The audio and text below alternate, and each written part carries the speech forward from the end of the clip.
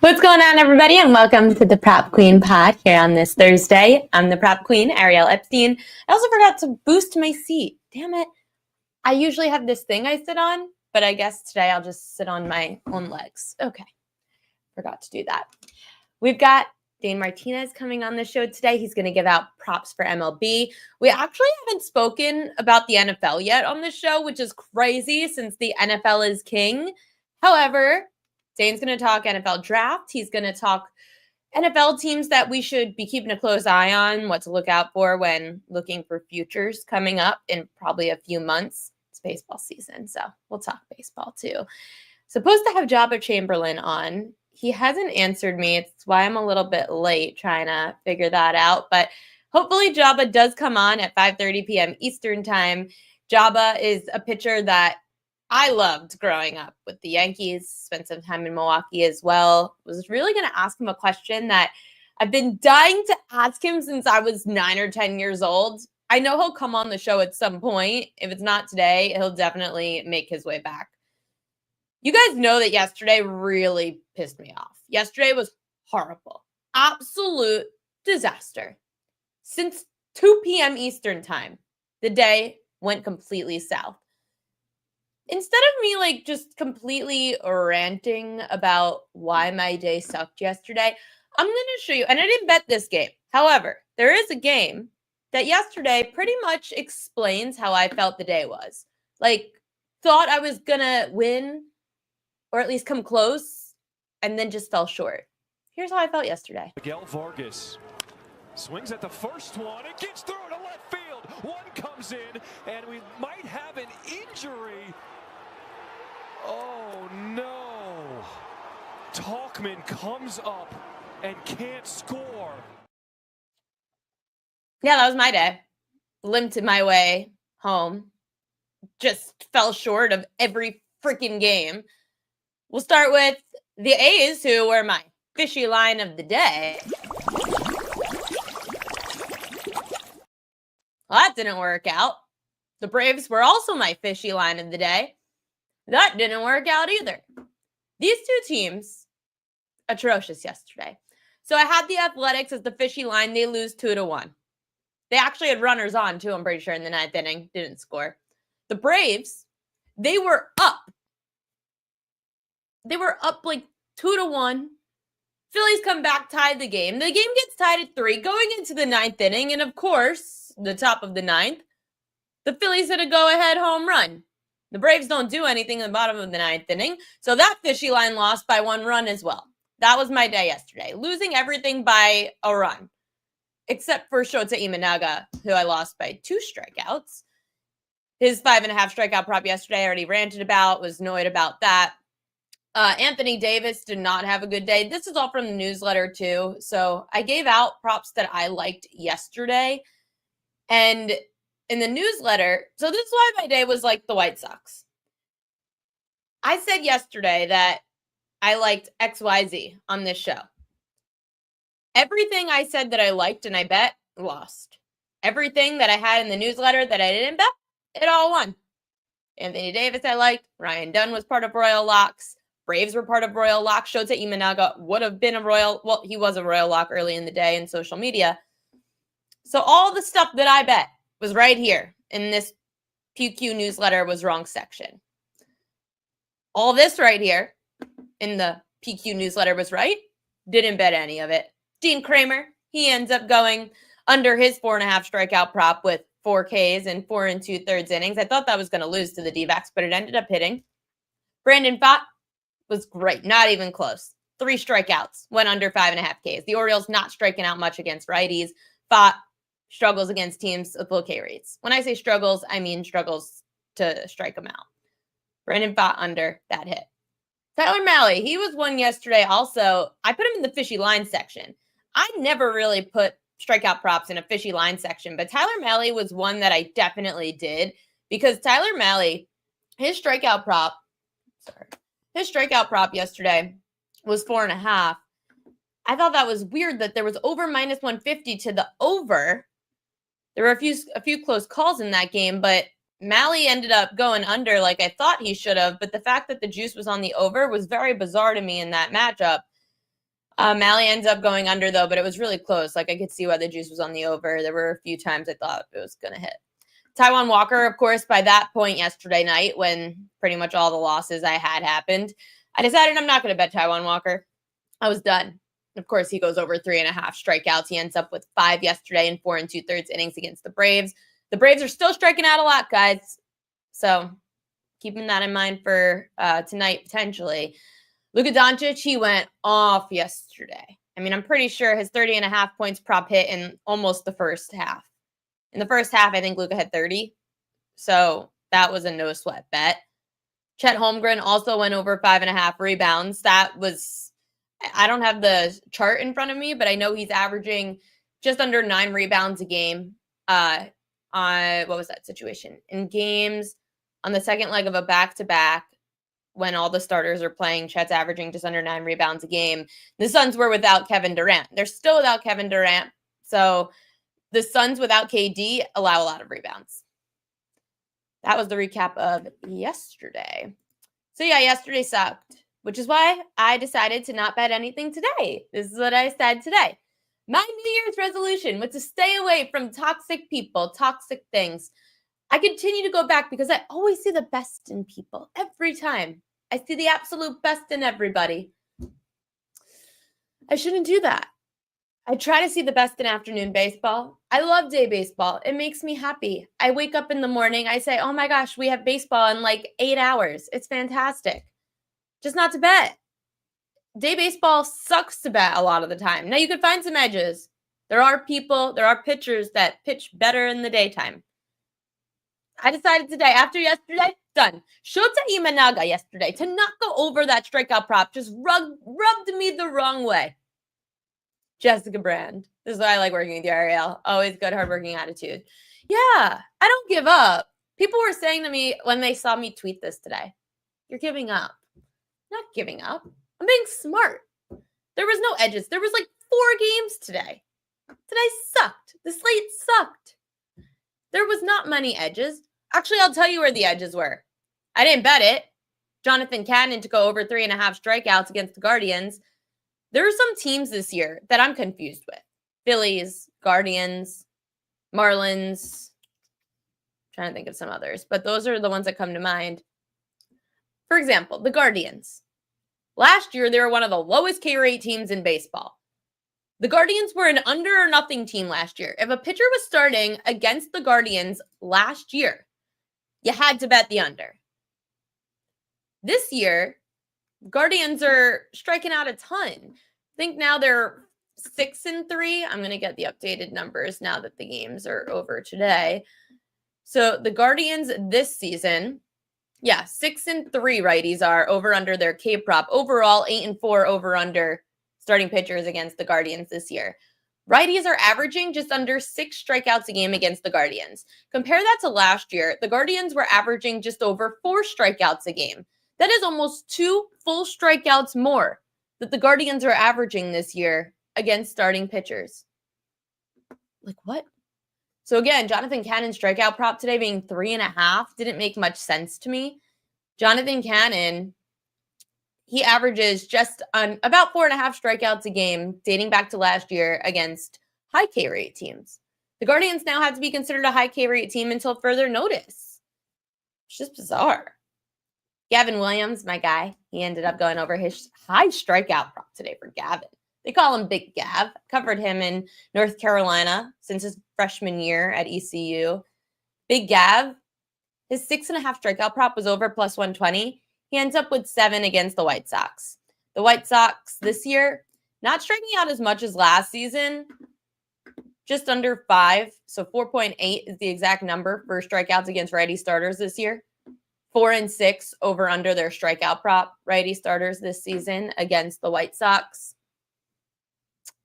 Again, the White Sox were a high K rate team. I just can't believe I didn't bet Jonathan Cannon today. Everything's annoying me. I can't get it right. After 2 really good first weeks here on the show, 2 good first weeks in baseball, we finally have hit the wall yesterday, which is the start of baseball season for me, is when it pisses me off. When the sport annoys me is when I know baseball season has begun. There's a lot of other things from today's slate that we can recap, but I do want to bring on a really good friend of mine. I worked with him. I actually have to tell this story before I let him on. Dane Martinez. We worked together at Sports Grid. He's the reason that this exists, this prop queen name. It's all because of Dane. And I'm going to bring Dane on to hear the rest of the story that he already knows. Dane Martinez, Spittin' Speeds. Now, before you say anything, Dane Martinez, everyone asks me about how Prop Queen came about. Dane virtually sat me down one day and said, you need to pick a lane. Figure out what you want to be in this industry. Either you want to do props, you want to do parlays, you want to do spreads, totals, money lines. Figure it out. But you need to find where you want to focus in on. I said, I guess I'll do the prop thing. He goes, then Prop Queen it is. Dane Martinez, Spittin' Speeds. What's going on, my friend? What's going on, Miss Prop Queen? I'm glad you gave me any monicum of credit because whatever you got from that, you have certainly run with it, my dear. So Prop Queen it is. And I didn't necessarily think that was the impetus. I mean, we definitely had time together early on. And I do remember that conversation, but I didn't know that was the genesis of the Prop Queen. That was when I decided between you, my mother, my father, and my broadcast coach telling me that I have to embrace the Prop Queen name, you kind of at least gave me a choice. Everybody else told me to just do it, Prop Queen. You said, no, you have a choice. That was the moment, though, that I said, okay, I'm going to stay with the props. Just like you. Good stuff. Now, listen, I mean, I do believe in picking a lane because, as you know, this industry is saturated with so much stuff, right? So the idea that you've got a niche, that you work it, and you have parlayed it into phenomenal success. So cheers to the Prop Queen, to be sure. Do we have any props tonight? I have a lean. I know you have a prop tonight. You want to jump right into your prop? Well, listen, it's hard. There's only like 5-6 games on Major League Baseball tonight, and 3 of them already happened, right? Like Joe Adell hitting 2 home runs for the Angels. There was a lot of daytime baseball earlier today. I think there's only like 1 game that has yet to go, and it is Philadelphia and Atlanta. So yes, if anything, if I can borrow from Ariel Epstein, the Prop Queen, my prop for tonight would actually be the Philadelphia Phillies starter, Jesus Luzardo. And he's actually been really good. All right. 19 strikeouts in 12 innings so far. Struck out, I believe, 11 Nationals in his first start. Struck out 8 Dodgers in his second start. So he's leveled up and faced the Dodgers and struck out 8. He's been pitching really well. 1.5 ERA, under 1 whip. And I'm going with him over on his strikeouts. The number is 5.5. You got to shop around and see where the best of the juice is. And also, I like the matchup. I mean, Ariel, the Atlanta Braves, probably of any team in Major League Baseball so far, have probably been the biggest disappointment, right? So they strike out 25.3% of the time. That is the 5th highest rate in all of baseball. They have scored only 34 runs so far this year, 3rd lowest in all of baseball. And I give the run stat A because, it makes me think that Luzardo will be able to go deeper into the game. Right? Like he's facing a big time offense. Maybe it's the chance that he gets banged out in 4 or 5 innings, something like that. I think Luzardo can go deep into this game. I like the matchup against Atlanta with their strikeout rate. And I like the fact that he has really found something, really performing to well over a strikeout an inning so far this year. That's why yesterday a friend of mine texted me. I don't consider it a fishy line because fishy lines is when lines move in favor of a dog and the public's on the other side. A friend of mine texted me last night, though, and said, don't you feel that the Braves at minus 125, even before yesterday's game ended, was fishy? I said, Schwallenbach's been pitching better and they're home. It is correct, though, that minus 125 over the Phillies, a team that's been showing that they could beat the Braves recently, aside for that one game. I mean, it does seem a little off. It is, and you're right. Schwellenbach is someone to be respected, but I like what Philly's doing, to be quite honest. You saw Trey Turner with it wasn't a walk-off, but with the 9th inning home run there. I like the Phillies to win the NL East going into this season because listen, we don't know when Acuna is going to come back for Atlanta. We don't know when Strider is going to come back for Atlanta, right? And there were a lot of guys. There was definitely value. I couldn't believe that the Phillies had the second shortest odds as opposed to the Braves, who were favored. Listen, there were some places out there that had the Mets as the second favorite in the NL East, if you want to know the truth, which I never could understand. And here's the deal. I trust that the Phillies come, the end of July, they'll make the move. that they need to going up into the trading deadline, right? So it's not only a short-term idea. The Phillies will continue. And Bryce Harper had something of a little bit of a down year last year. I think you could even have a bounce-back season. When it comes down to it, though, for me, it's the starting pitching with Philly. I mean, we're talking about Luzardo, right? But when you have Wheeler and Nola, Christopher Sanchez at the top of that rotation, I think that is what carries the day, especially when you get into a playoff series. Right now, I know the Dodgers have like 8, 9 starting pitchers that they can run out there, and they're going to treat them with kid gloves all season long. But I know that Philly is kind of tried and true and tested, especially in the postseason. So I was with them to win the division, and I'm with Luzardo going over his 5.5 tonight.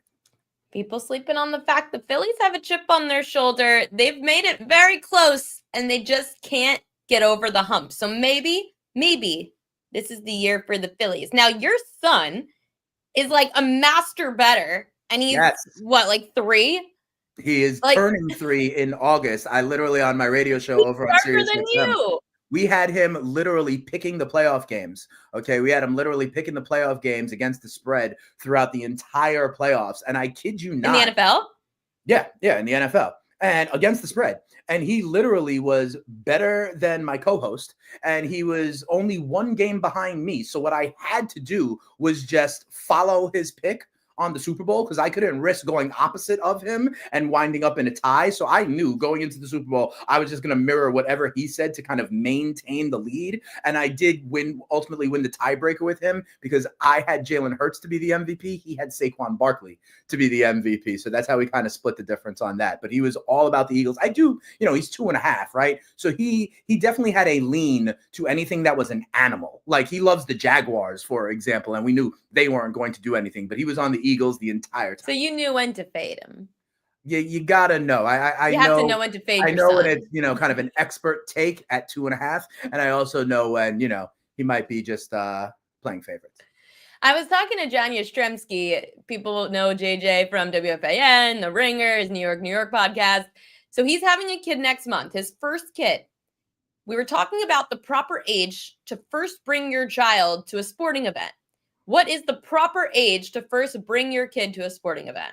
So, like I said, Jackson is 2.5, and he has been to 2 Yankee games so far in his life. He was at 1 in the 2024 season, and he went to 1 in the 2023 season when he was literally just around a year old. He was born in the summertime of 2022. So in 2023, in the summertime, he went to his first game, and me and my wife is, his mom, right? We had conversations about, do we put those like airport headphones on him? And we ultimately did not.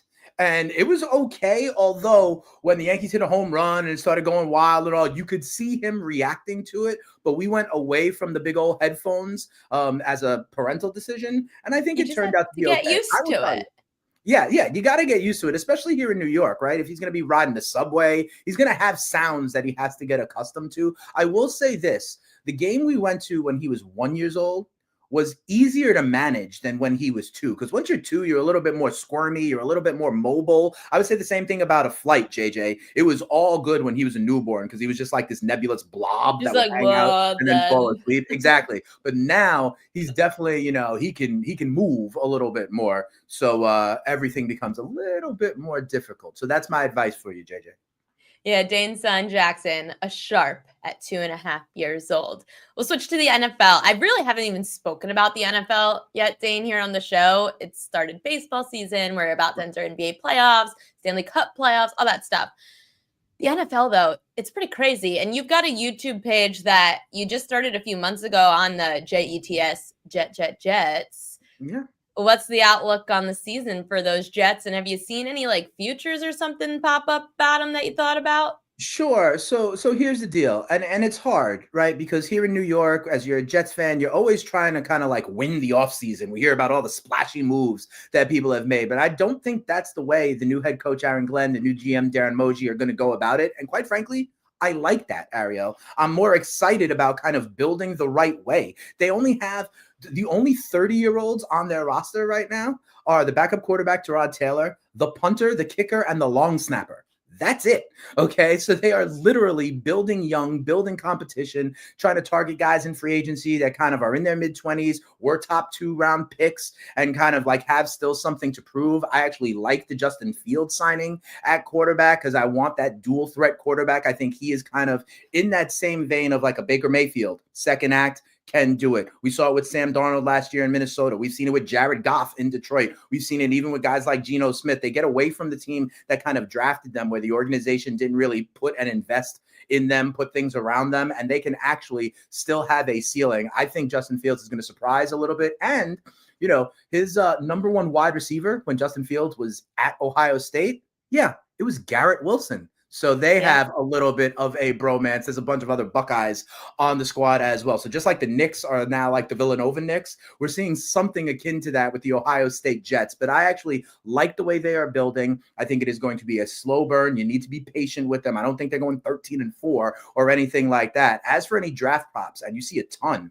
out there right now, I will tell you there is a lot of buzz for the Jets, at least, about drafting Tyler Warren, who is the Penn State tight end. He received Heisman votes as a tight end, obviously a big time tight end. I don't think that's where they are going. I think they are going offensive line with their first round pick at number 7 overall. The top 2 offensive linemen in this draft class are Will Campbell out of LSU and Armand Membu out of Missouri. I think they go offensive line there, really plug up that right tackle position. This is a very deep class in terms of the tight end position. And I think the Jets are going to be a run heavy team anyway. And job number 1, 2, 3, 4, and 5 should be on the offensive line. There's a ton of props out there right now, but I would say the Jets to go offensive line would be my Jets play. And speaking of my son, Jackson Dart does seem to be zooming up draft boards, maybe a target of the Pittsburgh Steelers at number 21 overall.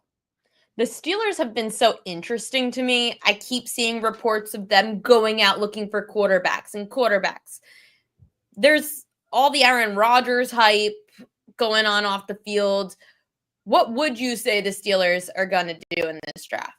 You know, it's interesting. First of all, I got to tell you, Ariel, I was wrong. I don't know if you saw this. Did you see last night how Pat McAfee had a huge live show? He stacked the arena. That was in Pittsburgh, right? So I thought that it was going to be Aaron Rodgers coming out, announcing the signing live on the big night out for the Pat McAfee show because, you know, the media circus and the PR comes to town with that. But it didn't wind up happening, right? So I don't know if Aaron Rodgers is actually going to go there. I know that he had nice meetings with Tomlin and crew, right? And the kind of other options are drying up, whether it be the Giants or elsewhere. Now, Tennessee is probably going to take Cam Ward, number 1 overall. But I think for Aaron Rodgers, it's Pittsburgh or going to the darkness with his ayahuasca and his shaman, if you want to know the truth. So for Pittsburgh, they did bring in Mason Rudolph. I don't think he's going to actually be their QB1. I think it is probably going to be Aaron Rodgers. They're just giving him his time on the beach or in the darkness, whatever it is. And I do think they may draft a quarterback, whether it's at number 21 overall for a guy like Jackson Dart, or maybe even lower down in the draft. There's Jalen Milroe out of Alabama. There's some others there, Quinn Ewers out of Texas, that could be there that they could then kind of sit and have learned for a year or two under what I do think will be Aaron Rodgers for a year. Outside of that, most of the guys have really signed already, right? Something doubling up at the Giants. That's why I'm thinking, are this trading up? I guess, no, I don't think they're going to trade up. If anything, one like veteran quarterback to still keep an eye on is Kirk Cousins. Okay. Kirk Cousins is actually still in Atlanta. Michael Penix has, usurped him as the starter late last year. And there are a lot of kind of people connecting the dots to Kirk Cousins being a quarterback that gets moved after the draft to whatever team kind of does not fulfill that need in the draft. And I think that's either going to be Pittsburgh or potentially Cleveland, because I don't think Cleveland at number 2 is going to wind up taking Shedeur Sanders or anything like that. Cam Ward at 1. I don't think Cleveland is going to, spend their number 2 overall pick on Shedeur. If there's a quarterback they like early in the second round, they could do that. But Cleveland and Pittsburgh still seem to me to be the 2 teams without a quarterback when the music stops. And I think Kirk Cousins is someone to keep an eye on that could fill one of those kinds of seats. I'm looking at the AFC East division odds right now. Yeah. They've got the Buffalo Bills minus 220, Dolphins plus 460, Patriots 6-1, and the Jets all the way down there at 16-1. People are potentially expecting the Patriots to step up a little bit after another year of Drake May. How much could you see there being a dark horse in this division, or is it really just the Bills are head over heels better than everybody else? Yeah, I do think Buffalo is the class. I would say this. I would fade the Dolphins this year. I would fade the Dolphins this year on their win total. I think it's around 7.5. You could double check me on that. But I do not believe in Miami this year. You see Tyreek Hill in some more drama domestically recently. Also, you would have to be, if you're believing in the Dolphins, you have to be believing in the medulla oblongata of Tua Tagovailoa. And I just don't actually believe that he is going to play 17 games. And last year, without Tua, when it came to guys like Snoop Hundley and Skylar Thompson, they absolutely went in the tank, right? And I don't know that HN is what everybody believes he can be. He's a great breakaway threat, but I don't think that is as consistent as possible. So I think kind of we've seen the best of the Miami Dolphins. I don't think the Jets are going to win the division. I'm not trying to be that big of a homer, but I do think it is Buffalo, kind of a class. You think they're a playoff team, the Jets? I think or over a win total up. Well, their win total is one of the lowest in the league at only 5.5. I think they can go over the win total. I'll tell you minus 140 to the over. Yeah, I think they can go over their win total to be sure. But I do think, and here's the other thing I'll say, and you'll smile on this one, Ariel. I think the Chiefs will take a step back. Okay. Yeah, me too. You're not going to go to 4 Super Bowls straight, right? Like there's going to be a time where there's going to be some kind of regression there in Kansas City. I think the cycles turn a little bit, and it is mostly prime for the Buffalo Bills and Mr. Lamar Jackson, Derrick Henry, and your Baltimore Ravens. If you want to know, I thought they were the best team in football last year. If you want to know, they were. They were, and the year before that, and the year before that, on paper. Funny how that happens. It is, but I do think there will be an unseating of the power dynamic in the AFC, and I think Buffalo and Baltimore are prepared to pounce. Yeah, well, the Ravens have the second shortest odds at 7-1 on FanDuel behind the Philadelphia Eagles. Shawn Michaels said he thinks Dolphins are going to end up trading Tyreek. Time to move on. Yeah, fade him. I buy that. Waddle underperformed as well. Listen, like I said, I think we've seen the best of this era with McDaniel and the Miami Dolphins. And you also know if they get into big time games late in the season and have to come up north in the cold, it's not going to happen. Here's one thing I want to ask you though, okay? Because you are so. Are the Ravens going to break my heart again? Yep. Okay, sorry. You could ask your question. No, I was going to try and ask you something else that maybe you smile about, right? I do want to go back to baseball though. Do you believe in the staying power of these torpedo bats? And if so, like, how do we play that? Do we on Dinger Tuesday? There's books out there literally putting icons next to the guys that are using the torpedo. Yeah, Yahoo was using it next to their fantasy. Yeah, absolutely. Do you buy into it? Do you believe it? No. I've spoken to a few people inside Major League Baseball, including former Major Leaguer Cliff Floyd. He told everybody to shut up. He said this is so stupid. Really? Russell Dorsey, who is a national writer for Yahoo and MLB, he said he's spoken to all the players. They said it doesn't matter about the bat because you still need to make contact. It is one of the hardest things to do. Cliff compared it to the steroid era. He said this is nothing like that. He said that literally performance enhanced. This, you still need skill to be able to hit the ball well. And there are all the images online similar to the Fanatics jerseys last year where people were creating it worse than it was. These bats, like my friend Russ saw them, they don't look as bad as the internet is making the bats really look. Okay. Look at the Yankees. They just literally like almost got swept in Detroit. They're still using the bats. It was just a bad timing thing. And they were using them last year. It was bad timing that Michael K mentioned it. Stanton was using it in the playoffs, apparently. So and Cody Bellinger tried it in Chicago. I thought there was something to having a bigger barrel, move the kind of mass to the sweet spot. But we'll see. Yeah, people were thinking of it like wiffle ball. Well, we'll see if Volpe doesn't wind up hitting 35 home runs. Here's the funniest part, though. Judge is apparently not using it, right? So can you imagine what would happen if he were? Probably the same thing that would happen if he weren't. He's still freaking talented, Dane. And just like you, Dane Martinez, one of the most talented sports bettors, fantasy guys I know. Check him out at Spittin' Speeds. He's everywhere. And his Jets channel on YouTube. I know you probably could plug yourself better. So where can people find you? Oh yeah, that's Jet's latest on YouTube. You can hit me up on Twitter or X at Spittin' Speeds, and you could also find me every weekday 1 to 3 p.m. on Sirius XM Channel 87, the Fantasy Channel, as the host of the FTN Fantasy Show. So we got what you need to win your leagues and win that cash. Hit me up sometime. Dane, thanks so much for coming on. Appreciate Anytime, you. Ariel. Sounds good. So, no, bye, Dane. I know Joba chimed in earlier. I'm gonna send him. He said to email him the link, so I'm gonna send him the link unless he chimes in. Yeah. Again, this is the fun of one-man banding. Link.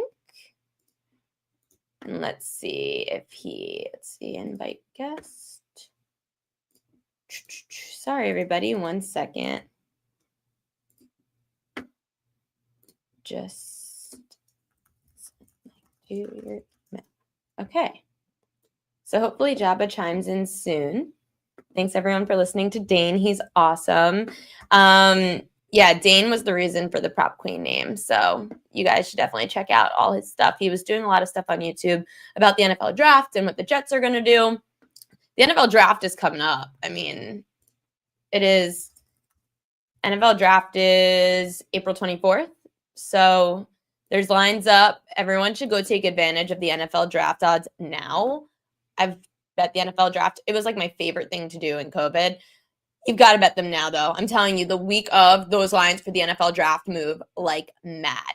I haven't really looked at much. Oh, Joba's chiming in now.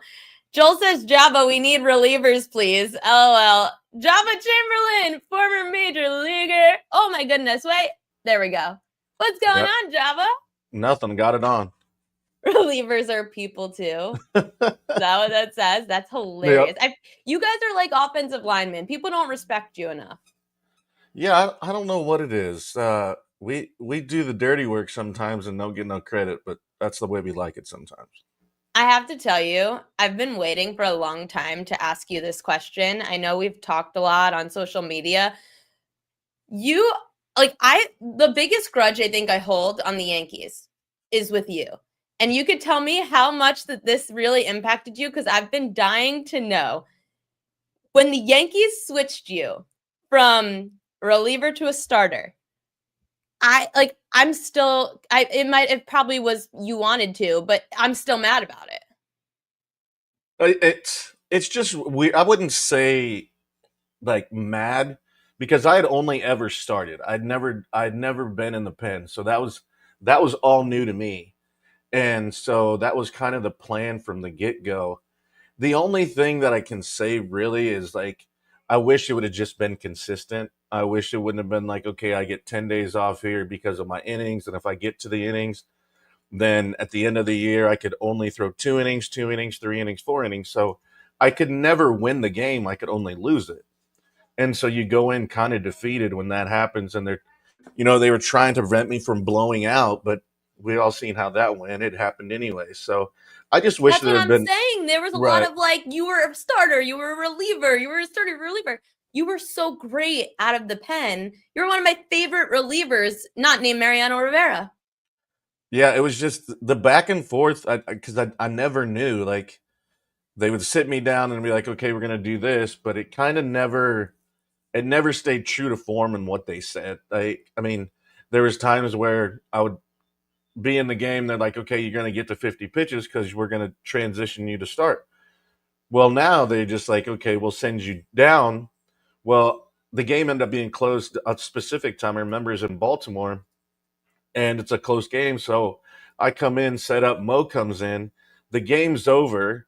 I have to run back out to the bullpen and throw. And so it was just like, there was just a lot of inconsistencies. That's the one thing that I wish was better with, if they stuck to the plan and everything kind of went according to that plan, then I think it would have been better. Like, I was the guinea pig. Then the next year they let Phil Hughes make 30 starts and have a 5 ERA, but he started every 5th day and was an all-star that year. So, but they didn't bounce him back and forth. When the one year they moved into the pen, they kept him there, and he had a great year. And then he was getting like 7 runs a game when he started and won, I think, 16 or 17 games. Yeah. But yeah, they let him start every 5 days. So just the inconsistencies of what kind of the It's plan. got to mess with your head too. I mean, the mindset of being a reliever versus starter, and we still see it in the league that they'll do this to some pitchers. It annoys me as somebody who, I mean, I love to bet, but just as a fan, I feel bad for pitchers who get put in that position. Yeah, it was just I'll never forget too Wade Davis when he was coming up and he was starting with Tampa Bay, and I was going through all my stuff. He pulled me aside during BP and was just like, "Hey, can I ask you something?" I was like, "Yeah, what's up?" And he was like, "They want to, you know, go back and forth." And I was like, "Man, if you take any advice from me, I go, if you sit down with them, say, if you see me as this, I'm doing it all year. I'm not gonna bounce back and forth." And then he ended up having a great career as a closer. So you see it, I think, more so in a long like emergency start, long reliever situation more so now, or a spot start, than more of like the all right, you're gonna pitch April in the bullpen, and then we're gonna transition you, or spring training, you're gonna make 5 starts, but then we're gonna move you to like there was every situation that could have happened to me, and trying to figure out where if it was every 5 days, or like, hey, we're gonna skip a start, or you're gonna start in the pen, or hey, we get the extra day off in the playoffs, we're gonna move you to the pen after I just made 29 or 30 starts that year. So it was all over the place. I mean, everybody always asks the question, which did you like? And some people are like this, some people are like that. I was like, well, I wasn't consistently doing it enough to know like what really would happen. Then obviously after Tommy John, it just kind of transitioned to being in the pen. So, but yeah, those first what 1, 2, 3, 4 years pretty much was just kind of I flipped a coin and just whatever they said, I was like, all right, here we go. I feel like that was the beginning of my career. Just kind of went with it. But I have a little closure now because I got to talk to you about it. I feel like I just had a therapy session over something that I'm telling you, probably a top 3 grudge I've had against the Yankees in my fandom. But you're here now and you've joined the media space. You've got a show. So tell people about your show and why you decided to start it. Yeah, I've been kind of dabbling in it here and there, locally more so than anything. Covering. Obviously, I'm a huge Husker fan, so we're not doing so hot in baseball this year. So we just did win the CBC though in basketball, so we got something to cheer for. So I've been kind of doing just stuff around here locally, and then had been jumping on some things because right after I got done, and I wanted to spend time with Carter, and now Carter's a freshman in college, That's which is crazy. weird to say. And so I'd been going on some shows and doing this, and I was like, well, I mean, if they'll pay me to talk about sports, I might as well like check my avenues and see what happens. And we kind of started this. I linked up with these guys, and somewhere in Long Island, obviously me and my guy are here. And so yeah, it's called Job on the Mouth. That's what it is on all of our platforms, and we basically just talk mess and sports, and there's nothing off limits. So it's if you can imagine it, it's probably talked about. My co-host has a little bit too much fun with the soundboard sometimes, but it's fun, and it's been a blast, and we've had some great guests, and we were on Radio Row for the Super Bowl. Oh, I didn't know that. So yeah, we were on there, and then we'll be at the draft. So yeah, so just kind of going along. I mean, it's kind of the way sports has changed, right? And in these dynamics and these platforms of how people talk sports, talk gambling, with how big that's become now. Can you talk about betting now? I think I don't really I've talked betting other than one sport. Right. Yeah. So how is it as a former pro athlete yourself? How is it breaking down other sports when you're trying to make money off of it? Oh, it's fun, but sometimes I bet with the wrong thing and it backfires. So I never bet on Nebraska, just because then I'll look at the points and I'll be like, yep, no. And then I was like, okay, well, can I parlay this or buy it up a point? And then I overthink things. But no, it's fun doing it just because you look at things a little bit different, and then you delve into like, oh, when's the last time they haven't covered at home, and just certain things that you didn't really think about. Obviously, when you're playing, you have your March Madnesses, you have your fantasies and stuff like that. So there's a little bit of it, but now it's we just got a casino here, so it just became legal. We don't have no apps or nothing. You actually have to go to the sports book to bet. But Okay, it's a good excuse to have to go. oh yeah, 100%. But yeah, no, it's just like interesting. Like obviously with the Masters being on this week, and I'm a huge golf fan, so just seeing the odds on that, and it is a little different because you look at things differently when you're doing it. Right. Like you're probably trying to get into the head of an athlete, whereas I couldn't tell you what an athlete's thinking because I'm one of the least athletic people on the planet. That's why I have to talk about the sport. Yeah, it's interesting, and we have a segment with some guys that are really good. We call Let's Parlay, and so they're 82% on the year this year. Wow.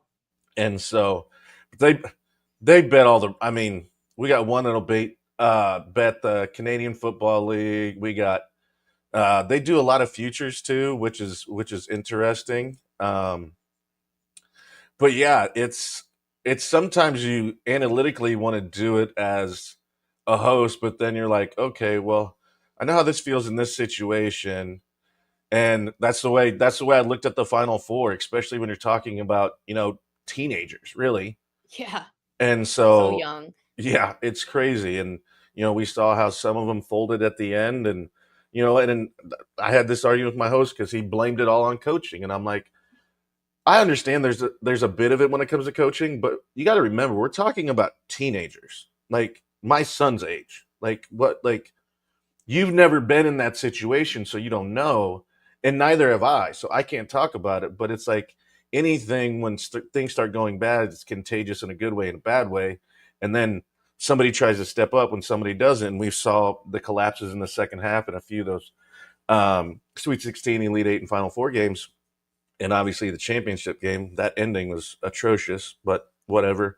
Hey, I had Florida in a survivor pool, so 100%. I was okay. I I felt had bad Florida. though for Houston. Absolutely. Oh, yeah. I mean, it was Crushed crazy. for Hampton.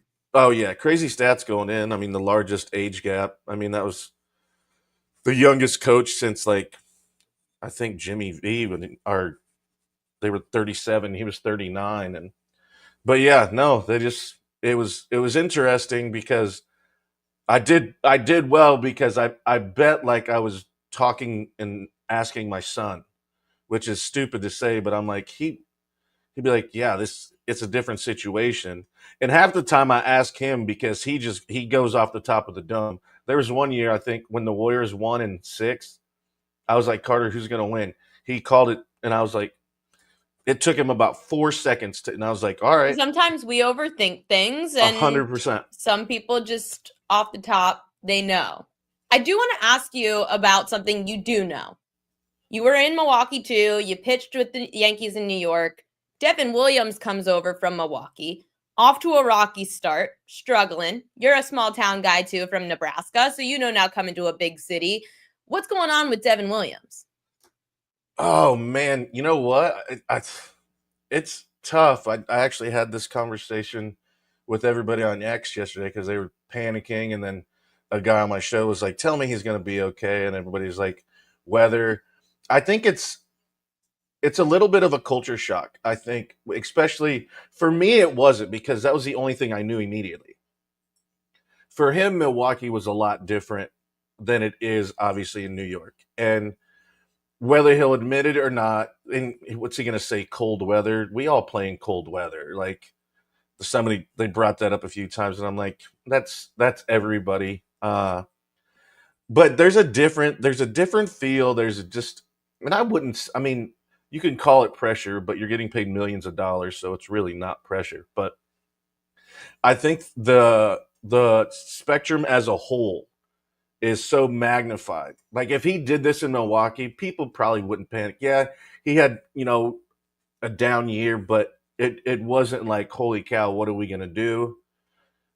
So I just think it's magnified just because you're under a magnifying glass with everything. And now obviously with social media and how people can get news out so fast, where you used to have to wait for it till the article to come out to read in the paper. Now you can literally dictate the entire game as it's going pitch by pitch. So I think it's just, I wouldn't say he's out of it by any means, but I think there's some unexpected things that he probably didn't realize. Even going to spring training and just being in Tampa, spring training is a entire different animal than when you actually start the season. And Why? Because it's just different. Like spring training, I had this argument with somebody. They're like, we're losing, and we were going back and forth. And I go, I'm just going to tell you, nobody cares if you win or lose in spring training. Yeah. And they're like, well, that's a losing attitude. I go, no, it's not, because literally, would you ever, it was after one of Garrett's outings, and he was just working on like 2 different things in spring training. And he gave up like 5 or 6 runs, like 4 homers or something. And he did an interview right afterwards. That would never happen during the regular season. But it's just like, hey, I'm working on this, or, I'm only having 2 at bats, and we lose to the AA team. So I was just like, so therefore it's like maybe he pitched on the backfield. Maybe he didn't pitch in the big league game, because once you get older, they usually don't make you travel as much unless you're a starter and it kind of falls in the rotation. So that's the nice part about that. So, necessarily it's way more laid back. Your days are completely different. I mean, you're obviously completely different time structure when you get to the regular season. And that's an adjustment too, because you're used to getting up at 5:00 in the morning. And then now it completely changes because 85% of your games are night games. So Right. I just think there's just an overwhelming factor that some people don't understand when they get to New York, and how different it is from spring training to actually when you line it up and step into the regular season, and you get the media attention and aspect of it too, because most of those people are following you to New York anyways. So it's not that's going to catch you off guard. It's literally just going to be the dynamic of the stadium and all the stuff that comes with it. And a lot of people don't see the off the field stuff too. It's like, oh, appearances and other stuff. And it's like, you're just kind of pulled in a lot of directions, especially being in New York with all the opportunities that you have. So I think he'll be fine. Maybe the weather has something to do with it, but I loved pitching in cold weather because you could just throw in on hitters all day because they didn't want to get jammed. So I didn't mind it. And I'm from Nebraska, so we could go from... Well, there's nothing. But what people are complaining about, not players actually, I haven't heard the players really complain too much, just a few. Those stupid torpedo bats. I'm sure you're sick of talking about it. As a pitcher, what have you seen about the torpedo bats that either don't matter or do they matter? No, I mean, I don't... They've been around. This isn't this. That's what I've heard. They're just coming to the forefront because of what the first weekend, and it just happened to be. Well, and Michael Kay said it. Yeah. And so, but no, they've been around. It's just now they have to have an excuse to dislike something. They have to argue about something. Like there's nothing that just will go away after you set a record for home runs in opening weekend. But no, for me, it's like I still have to execute a pitch. Just because you have a bowling pin as a bat does not matter. Like, I don't care. So I could make a great pitch and you miss it. I could make a really good pitch and you get a base hit. So I had this conversation about this, and I'm like, gentlemen, we got to understand as pitchers, they're going to fail 70% of the time and be great. Remember that. So execute a pitch. They still got to hit it. It's true. It's the hardest thing to do is to hit a baseball. So I wouldn't care. Like, Because what are you gonna do? Like, as a pitcher, are you looking at who has them and who doesn't, or do you not care anyway? if that's what I'm focused on, then I'm gonna I'm gonna give up the booty anyways. So if I'm focusing on what type of bat he's using and not the pitch I need to execute here, then you've already lost. Like, so that's just the way I would approach it. If that's what they're focused on and that's what they are worried about, then you've already lost and you're not in the right headspace to execute a pitch and throw it with conviction. And I really probably wouldn't notice anyways. I'm looking at where they're at in the box, what the count is, what the situation is. Like, if I add another, I'm not the smartest individual in the world, so if I have to add another thing to think about, you might as well just take me out or not even put me in. Yeah, those analytics could definitely drive you crazy too, especially if you're a Yankee in the Yankees uniform. And before I let you go, I do want to get your favorite memory as a Bronx Bomber. Oh, that's easy. Oh, Winning the World Series and having my son and my dad. oh, what do Yeah, you do with your ring? Well, that's a funny story. So my father just passed away, and so he was there in 2010 when we got it, and he wore it every day. Oh, And so when we were getting down to the end, I was like, "Hey, is there anything?" Because I'd already dictated everything and already done everything, and I go, "Is there anything that I need to add?" And he was like, "Yeah, there's two things, and you're gonna have to ask your son." I go, "Oh yeah, let me put this on an 18-year-old kid. Here we go." It was, what does he want to do with the Yankee ring? Because I was okay with burying with it. Because he wore it every day. And he goes, what does he want to do with my house? And I'm like, all right, let me fire this at him after I just told him that grandpa's going to die. And so he was like, I want to keep him. And I'm like, all right. So I told my dad. So I don't know if dad's mad at me or not right now, looking down on us, but yeah, so we kept it, and Carter wanted it. So, but yeah, it's a rite of passage. I don't think he'd be mad. Yeah, I don't think so either. But yeah, no, that was funny you asked that, because that's exactly one of the last questions my dad asked me to ask Carter. So, but yeah, so now just it hangs out, and whenever Cart wants it, he can take it and yeah, I was gonna say, I hope he doesn't have it with him in college. No. They bad place for it. No, but surprisingly, it wouldn't bother me because they have a big safe in their room and all the other, college is way different than it used to be when I was there. I mean, they have maids that clean their room. No. Yes, 100%. I wasn't in college that long ago. I was there like a decade ago. Yeah, but, no, literally, damn. We moved them in. They have like a gaming station. They have their own bathroom, their own sink, their own shower. They've got, I think, like 3 TVs. Then they have a desk next to their bed. They have, well, I brought it, but a huge fridge. Then they got the dorm fridge. They got a pantry. They've got like a makeshift walk-in closet with like shelves. They use, like, everything is an app on your phone to unlock your door to get in. Yep. That's insane. It's nuts.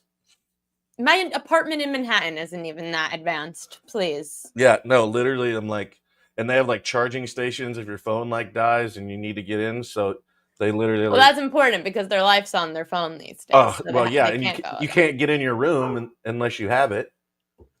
So yeah, that's a dangerous thing too for if someone drops their phone in the toilet like I did in college. So that isn't too good.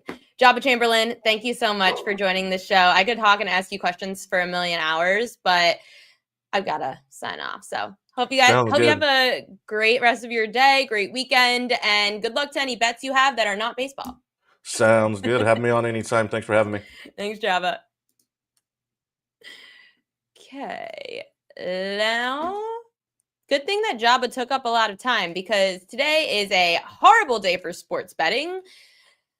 We've got one night game in baseball, and I was going to go through a few things that did happen today. There were a lot of games this afternoon were strikeout props, won or lost by the hook. Jose Soriano, the Angels righty, 4.5K strikeout, went under with 4 Ks and 7 2/3. Who else went by the hook? Cannon went over. Gavin went over by the hook. Bailey Ober, the Twins starter. The Twins lost to the Royals 3-2. Bailey Ober under 4.5 Ks with 4 strikeouts in 6 innings pitched. Michael Wacha under 4.5 Ks with 4 strikeouts in 5 1/3. All these by the hook is crazy. And then the other games were still going on last I checked. I know the Milwaukee Brewers. Oh, geez. So that game was tied. The Brewers and Rockies, when I came on the show, they were tied in the 7th at 2-2. 7-2, the Rockies won. 5 runs in the bottom of the 8th inning. Damn. Priester over 3.5 Ks with 4, so he also hit by the hook. And Ryan Feltner, another one that I left off my card today. He went over 4.5 Ks with 7. Thought about Feltner, but he's just as inconsistent as the Brewers are when striking out. So Boston's up 1-0 on the Jays. Jays have runners on first and second. That's what's going on right now in Major League Baseball. In the NBA tonight, they just sent out the most bet on props for tonight's slate. So I could add those real quick and we could do a real quick propaganda. I do have one best bet in the NBA tonight that I'll get to, but I will put this up on the screen for a propaganda segment. Let me just add the file really quickly. It's not going to look fancy or anything, but at least we've got it. Let's get to propaganda.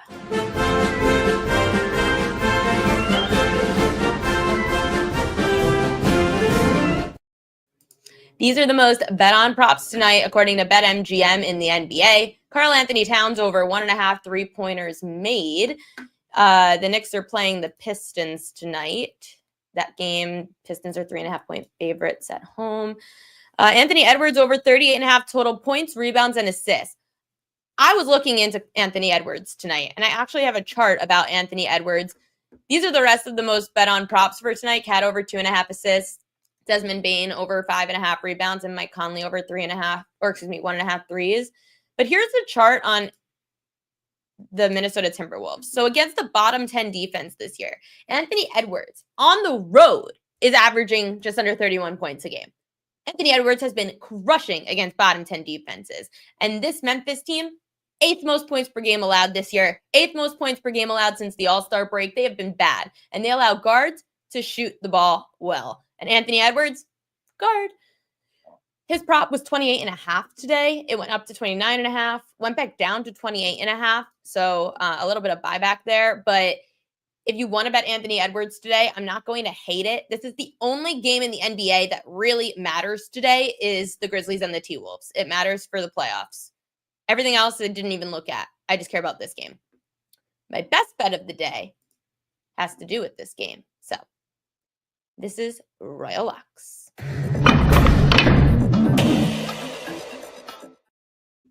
Royal Lock, Jaden McDaniels over 3.5 rebounds. I saw this number also go up to 4.5, but you could see on the chart, he's averaging 5.5 to 6 rebounds a game when facing a bottom 10 defense, even on the road. So if everybody else is going to step up offensively, and it clearly looks like Jaden McDaniels does not step up offensively in these spots, he's got to do something. He's going to grab boards. Julius Randle, not as many rebounds as I thought he'd have. Jaden McDaniels for a 3.5, even a 4.5, I would take this over, absolutely. Earlier today, when I was looking at it, I did see him at 4.5 minus 135 at DraftKings. So it went up from 3.5, which I saw it over minus 140 this morning, to 4.5. I would still take this over on Jaden McDaniels. So that's my Royal Lock of the day. Thank you, everybody, for tuning in to another episode of the Prop Queen Pod. I'm the Prop Queen, Ariel Epstein. See you tomorrow, 5 p.m. Eastern Time, right here on all of the streaming services, YouTube, Twitch, X, Instagram, all the above. Make sure to tune in.